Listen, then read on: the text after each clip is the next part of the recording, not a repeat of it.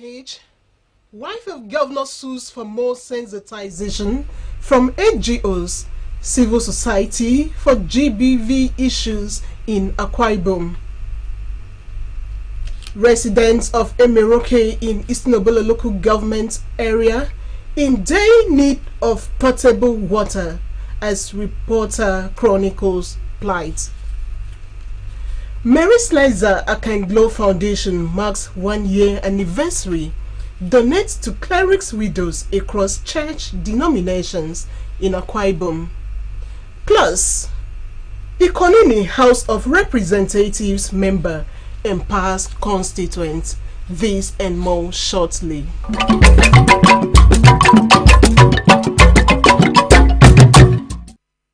Beautiful morning to you out there. Happy New Week and welcome to the month of July. I am Margaret Bassi. The wife of the state governor and chairman, Akwa Ibom State Gender-Based Violence Management Committee, Pastor Patience Umoino, has commended the effort made by groups, NGOs, civil society organizations towards curtailing gender-based violence and other crimes in the state. Pastor Patience Eno gave the commendation during a dinner and award night organized by the Akwa Ibom State Gender-Based Violence Management Committee to celebrate those who were at the forefront in creating awareness. Yours truly reports.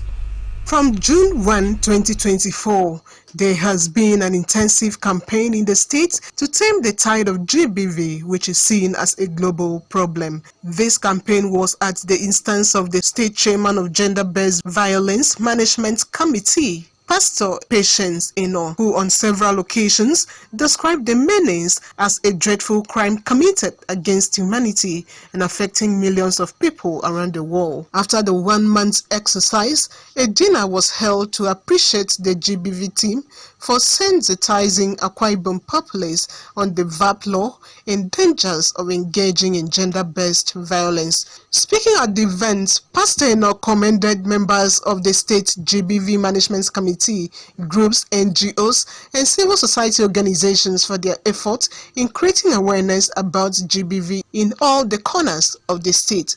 The First Lady, represented by the member representing Oron Unuko State Constituency, Kenem Onofiok, stated that the awareness has assisted the people with relevant information on the content of the VAP law, emphasizing that ignorance of the law will not serve as an excuse when found guilty. The state deputy governor, Senator Akone Yayi, who was represented by the permanent secretary in her office, lauded the team for giving the campaign a wholehearted commitment and solicited that the advocacy against GBV be a continuous process as the effort is yielding great results. I sincerely salute the passion of our women and men against the scourge. The growing concern and opposition will substantially tame the scourge and deter prospective offenders. This is why, among other measures, awareness campaigns stand out in the fight against it. Even available laws cannot be taken advantage of in the midst of ignorance. The Secretary, Akwa Ibom State Gender-Based Violence Management Committee, Barrister Memete, while thanking God for the successes of the exercise throughout the month, says survivors of rape and GBV suffer devastating short and long-term consequences to their physical and mental health. As such, members of the public should report cases to the appropriate quarters for the law to take its course. We have, in the past 3 years, responded to 1,467 cases, out of which 401 are rape cases, 118 are attempted rape cases, 520 are spousal battery. We have done a lot in translating our VAP law into Ekek, Ibibio, Oro, and Anam languages so that people can read and understand the VAP law. Goodwill messages were received from representatives of JIFA, Heartland Alliance, Zenith Bank and others who declared their commitment to keep sanitizing the state and bring perpetrators to book. The event featured presentation of awards and certificates to deserving organizations for their outstanding commitment to cap GBV. Margaret Bassey, Akbc News. There are basic amenities that man is supposed to enjoy throughout his sojourn on earth. These amenities, which are natural and man-made, include food, light, infrastructure, conducive environment, and water. While some people in several communities are blessed with most of these goodies, others are striving to get the basic ones like water, such as the people of Emeroke Kingdom in Eastern Obolo local government area, who are still drinking water from the ground. Is this practice a custom or a necessity? To answer this question, Ian Paul visited Emeroke Kingdom to unravel the reason the people are still drinking from the ground.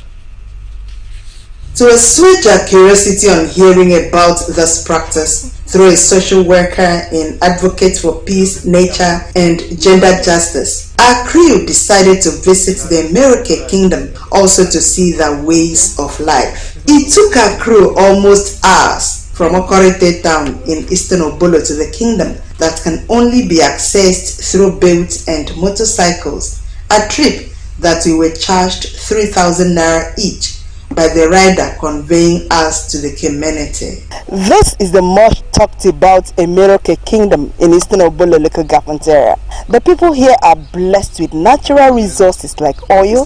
They have fish in abundance, but they lack one basic amenity, which is water, potable water. On arrival, it was discovered that the kingdom is surrounded by the Atlantic Ocean and rivers, and the unfortunate news was that if we stayed late, the idea of going back may not be realized because of the nature of the ocean.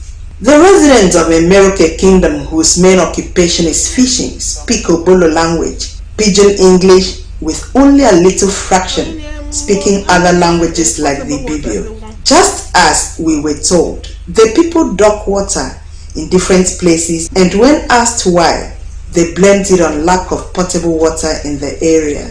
It was learned that these people drink, wash and bathe with the same water. Yeah, this is the water that we drink.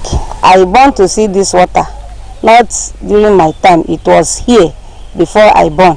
Because we don't have any other water now, we use the one we see. The only water is that salt water.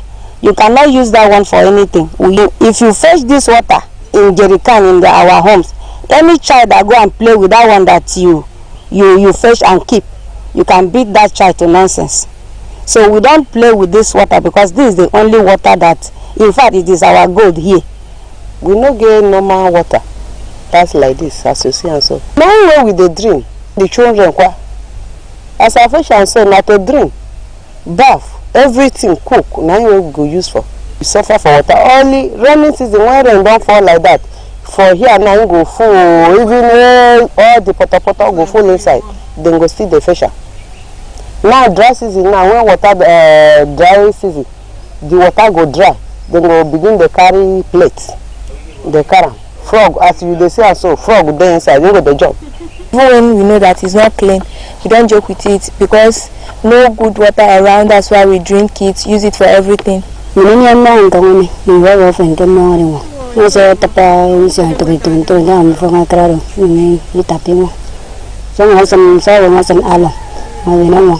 Emeroke Kingdom dwellers lamented being neglected, even though they are Kwaibomites. One of the village heads of the communities, Chief Ruben Okene, and his subordinate narrated their ordeal, involvement in politics, business, and their needs. My village head of Utunene. So many people are dying. Children are dying because of bad water. Even not be all this waterproof water. I don't know. Pure water. For government to bring us better water for the people to drink. When you fetch the water, you keep it you put how long? Keep it 3 days before you take it. So in short, we don't have a good water. So we suffer about water. So we need government to help us. We really beg them, let them help us. It's not what we should take into our body, but that's what we see around here. So that we don't have any option. The things that are moving inside the water are frogs. So you can see that we are drinking from the water that frog lives inside. Fetch the water now, you will see frog inside. You remove it now. You remove it and drink the water. We have no option. That's all we have here. That's our best water so far. Pure water is a bag of pure water here is 900 naira now. So as you can see, it's not everybody that will be able to buy a bag of pure water 900 naira. At least it is good for government to look into this thing and at least give us a good water to drink, because water is part of health. The representative of Advocate for Peace, Nature and Gender Justice, Ruth Harry, who led her crew to the area, lamented the kind of water the people are drinking, calling on their representatives and spirited individuals or NGOs to provide them with potable drinking water. I didn't expect to see this kind of things. Normally, the normal basic needs of human beings is to have water. And I was shocked when I was shown this place, that this place is being affected by the flood, their only source of water. I was like, how can this be a source of water when people are drinking potable water? It's really shocking and painful, because like you can see children. What do you expect these children to turn out? The productivity of the women in this area are being affected. This community really needs urgent help. Akbc Kingdom is serene with natural habitats and fresh salty waters, but in need of basic amenities, especially good source of drinking water, in order to evade outbreak of diseases and death. But this place is part of Akwa Ibom. We are hearing Akwa Ibom is beautiful, Akwa Ibom is good. Yes, it is true, but there are part of Akwa Ibom in this local government in Isinobolo that we didn't know that whether Akwa Ibom is fine or Akwa Ibom is not fine. So I want government to come down to see. So I want government to give us a good source of water. Government, please come help us, because the place where we dey now, we dey suffer. Even our newborn baby, we are suffering. Water we don't have, hospital, school, road, light we don't have here. There are several other communities like Akbc that need good basic amenities to have a sense of belonging, and such places should be considered. Iyageno Paul, Akbc News. That's the part one. Akbc Kingdom in Isinobolo needs urgent intervention. A non-governmental organization that has impacted positively on the lives of the people of the state, Mary Slessor Akanglo Foundation, is 1 year. To celebrate its 1 year anniversary, the foundation gathered select widows of pastors from various churches across the state to present food items as well as cash to them. A.I. Paul reports.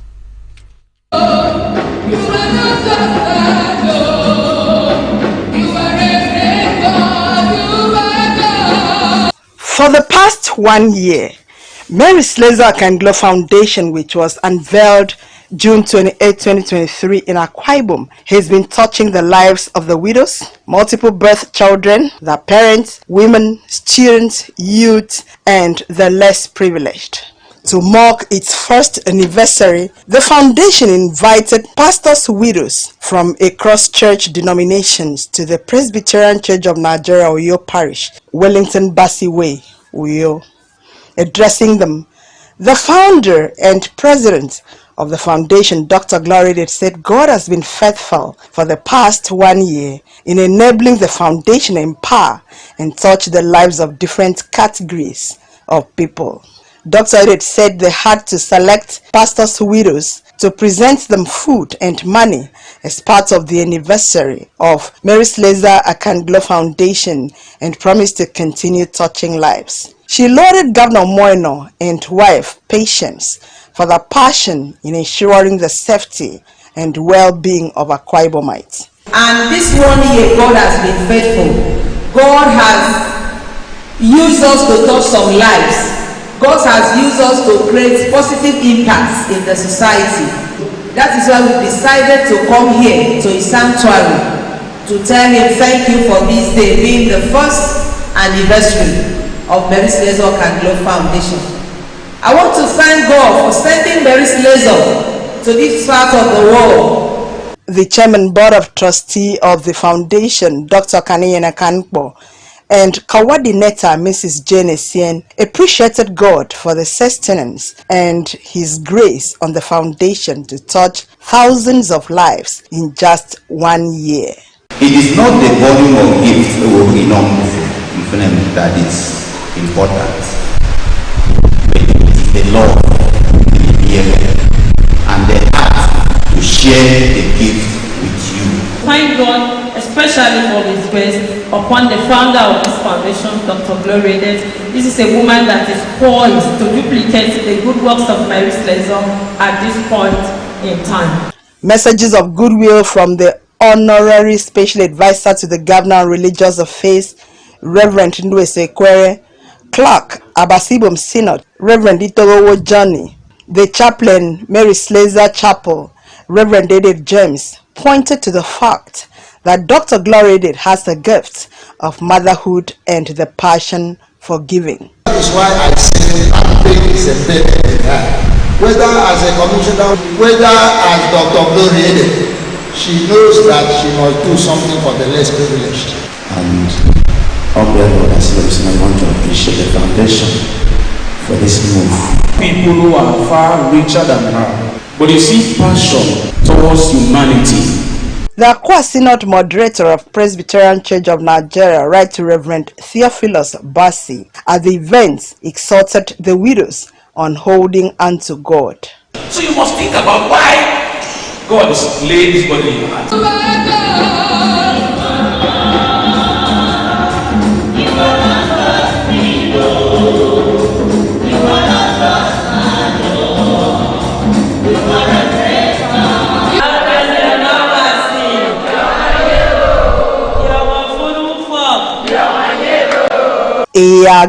Paul, Akbc News. Still to come, finger-cutting tribe of Guinea. Reporter examines strange cultural practice in other climes. This and more shortly.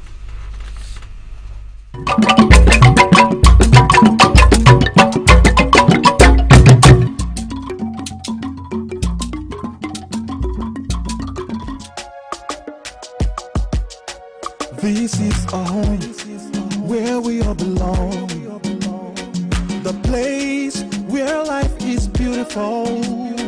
The peaceful ambience we enjoy when we live together in unity and love.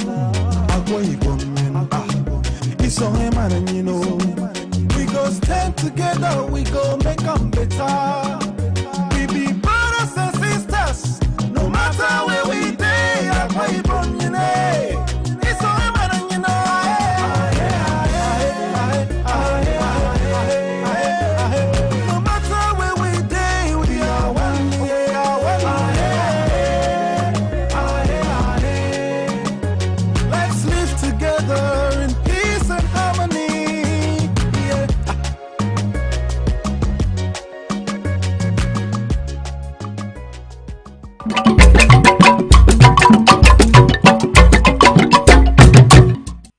Welcome back. We now take the last lap of our news. More than 700 indigents of Ikonini Federal Constituency have benefited from the empowerment program of the member representing Ikonini Federal Constituency, Obong Emmanuel Ukpongudo, as part of activities to mark his first year in office. The event, which held at Government Primary School, Ikorodundia, Ikono local government area featured the anniversary Thanksgiving, constituency briefing, and empowerment. Accordingly, the lawmaker, while presenting his scorecard, promised to make empowerment of his constituents a recurring event. Yours truly was there for the following report. The House of Representatives member for Ikoni Federal Constituency, Mr. Emmanuel Ukpangudo, said that his political journey is driven by a desire to positively impact lives by making significant strides in capacity development, infrastructural renaissance, legislative representation, welfare, and economic empowerment. According to the lawmaker, the week-long event, which featured the commissioning of notable projects across the federal constituency, climaxed with the distribution of gifts, including 35 vehicles, 20 minibuses, 5 tricycles, 150 motorcycles, 25 generators, 26 refrigerators, and financial support to 500 constituents, ranging from 300,000 naira to 5 million naira each. I am here to express my deepest thanks to God and each of you for standing by me. This event will be a recurring event to ensure everyone is acknowledged and appreciated. We have on record about 24,000 supporters, and by the end of today's program, over 10,000 active supporters have been captured. Since my second term in office, empowerment is every day in the Ikoni Federal Constituency. Unveiling the items, the Akwa Ibom State Governor, Pastor Umoino, represented by his political advisor, Prince Godwin Ntokode, declared his commitment to unifying people of the state across party lines, while describing Ukpangudo as one who has an unprecedented stream of human kindness, urging him not to relent in his humanitarian gestures. We disagree to agree, and today we are agreeing. Leadership is very important. It's not about party. It is the person. The choice would have been different. But when you remember that he did what he did to you, everybody lined the street and performed the way they did. The chairman on the occasion, retired Air Vice Marshal Samson Akbc, lauded the lawmaker for remaining committed in fulfilling his campaign promises and urged him to remain a worthy example for others to follow. Goodwill messages were received from the paramount ruler of Ini local government area, Edidem Udoete Don, Representative, Ikono State Constituency in Akwa Ibom State House of Assembly, Mr. Asukwon Nana, the National Chairman of YPP, Bishop Amakri, and others who appeal to the lawmaker to always resonate with the mantra to serve the people. What he has given us today is unprecedented.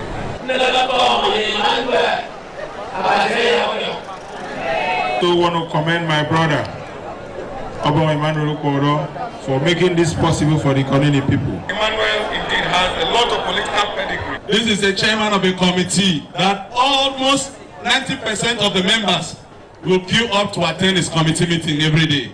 High point of the event was the presentation of the items to the beneficiaries, who in turn appreciated the lawmaker for thinking humanity. It has never happened this way before. Magé has done so much. It is so unprecedented, and I feel so delighted. May God Almighty bless him, bless his family. The empowerment was preceded by a solemn assembly that featured praise, worship, intercessory prayers, choir renditions, a sermon by the Port Harcourt Bishop of the Methodist Church Nigeria, Bishop Akpan Inua, and a session of thanksgiving led by the DG of Akbc campaign organization, Barrister Edet Nyangidam. Margaret Bassi, Akbc News. That was a beautiful one. Kudos to the Konini representative. False financial dependence is a critical aspect of violence against persons that is often overlooked. However, there are provisions in the VAP laws for defaulters to get punished. These provisions aim to address the subtle yet devastating form of abuse where individuals are deliberately deprived of financial independence, leaving them vulnerable and powerless. Mercy Ekere reports. According to the Violence Against Persons Prohibition laws, it is an offense for a person to subject another, especially his or her spouse, to forced financial dependence, whereby the victim is forced to rely on the offender for financial assistance to feed, for shelter, clothing, and otherwise. Barrister Mfon Edemekong and Obawan Patricia Obut, who are both members of the Akwa Ibom State Gender-Based Violence Management Committee, explain further. For instance, the wife is willing to work, the wife is willing to do business, but the husband said, no, you cannot work, against the woman's will, forcing her to stay at home. So the law is saying that this is wrong. From cases we have seen, most of these spouses, I'm talking about the husbands now, they are the ones that will go and leave the wives in future. They will now say, I don't love you again, I don't want to marry you again. And you have asked her not to work over the years. Sometimes you can die. She cannot pick up the pieces of her life. You have already asked her not to work. Respondents who spoke with Sunday News Special all condemned the violent act. It will affect her mentally, spiritually, physically, holistically. I mean, it's negative. I don't think it's a nice idea for a man not to allow the wife to work or do business, because the Bible says a woman is a helper in the home. It's not always good for, at least for a husband, to stop the wife from working, because nowadays the economy is very bad, very down. I think such men are putting their wives in bondage. I think if you can provide for your wife, will you be able to provide for their families? It's years ago when we had those kind of things. With the economic situation of now, who would say that women have to bring in their own input to make this family work in Nigerian system now? I don't think there's any man who will not allow his woman to work. What will you sit down and they have to do? Even in the village, they do go to farm. Forced financial dependence is one of the primary reasons a victim is unable to leave an abusive relationship, because of their dependency on them for survival. Financial dependence, on the other hand, will pave way for the victim to earn a living and thrive, thereby become free from the bonds of the offender whom they once depended on for survival. Respondents bared their minds on possible excuses for forced financial dependence. You have complex. You don't want the woman to go out. You don't want the woman to work, because there is you feel your confidence is eroded. You feel that when she goes out, another man will go and talk to her. But you go out. I have a feeling some men do not have confidence in their wives or the class of women they marry. But if you really understand the wife you marry, you have no reason to be afraid of allowing your wife to work. Maybe they have excess money, they have access to money, they can use it to bring up the family. But once you don't have access to money, apart from maybe salary, at least you need to engage your wife. I feel some of them feel their wife will be richer than them, and when they are richer than them, they will not respect them again. And some of them just feel jealous, maybe depending on the area or the office the wife is working. You are suspecting her. Maybe there's one thing or the other you think if she goes out to work, she will do. What are the benefits when both partners contribute to the upkeep of the home? Your husband bring this, you add this, and you're on the same page to move the family forward in education, in everything. What is wrong if you are the one building the house? The woman can provide for food. You can put money together and go for holiday and for medical checkup. When you are working as a businessman or a civil servant, the earnings of your wife would definitely augment your earnings at home and make the woman a bit more comfortable at home. Because when you allow your wife to work, you now expose that your woman. You can't fix in anywhere, because mixing with people would even make her to live longer. According to the provisions of the VAP laws, forced financial dependence is an offense punishable in accordance with the law. If your husband have asked you not to work and you don't like, come to the Gender-Based Violence Committee. We will know what to do. The law is there. And if you are charged to court on forced financial dependence, attracts 2 years imprisonment and 500,000 naira fine. Forced financial dependence can only be remedied when the victims are empowered with careers, vocational skills, trade and investment that can be translated into income for them. Mercy Kiri, Akbc News. The death of a loved one can be a traumatic experience, causing emotional pain and suffering. However, in some cultures, the loss can result in psychological pain as well. Dani tribe of New Guinea battles this psychological repercussion of emotional pain is essential to their grieving process. Augusta Sien reports on the Dani tribe mourning tradition. From shaving of heads to wearing all black to funeral, different cultures have mourning practices peculiar to them. While some cultures believe in the widowhood practice of washing the cups and feeding the water to the wife forcefully to prove that she didn't kill her husband, the finger-cutting mourning practice done by the Dani tribe women when a loved one dies is voluntary. Among the Dani tribe of the Papua New Guinea and Wamena in Indonesia, finger amputation may well be part of their marital vow. This ritualistic finger-cutting practice is notable among the female members of the tribe as a sign to represent their emotional grief with physical pain. Again, it is believed that the ritual wards off spirits of the dead. So, till death do us part by cutting the fingers. First, at marriage, a man must cut off the finger of his right hand and present it to the bride as a dowry. If he wants to divorce her, he cuts off the 2 fingers of his left hand. But just thinking aloud, how many fingers are left should he want to remarry? If he dies, the wife cuts off the 10 fingers of her hand as a sign of her fidelity to him and that she will not remarry. So, in this tribe, whether you marry, divorce or die, there are fingers that must be cut off. This ritual is known as ikikbali, done to keep the agitated spirit of the dead at bay and also to symbolize the sorrow of bereavement, where female babies are also sometimes not spared, as mothers bite their children's fingers to extend their lifespan. The finger to the Danis means unity and strength. Their inability to function properly with some missing fingers represents the hollow and diminishing strength of the family when the husband dies. Now, this is how the amputation is done. It could be cut off using a stone blade.